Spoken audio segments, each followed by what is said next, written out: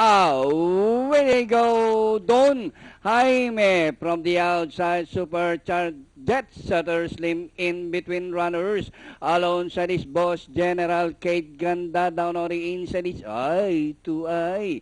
Jet Setter Slim by a length, followed by Supercharged. And on the outside is Boss General, entry number 3. And this one is Tucker's Diamond. As Jet Setter Slim by a length, followed by Supercharged in second. Alongside Boss General, Tucker's Diamond. Eye to eyes running by the Master Kai.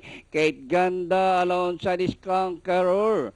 Rounding the far turn, Jet Setter Slim and by the Supercharged. Don Jaime is racing in third by some 2 lengths, Boss General and eye to eye. But Jet Setter Slim by an egg, Supercharged on the inside as they race the final corner. Jet Setter Slim by an egg, Supercharged on the inside, Don Jaime.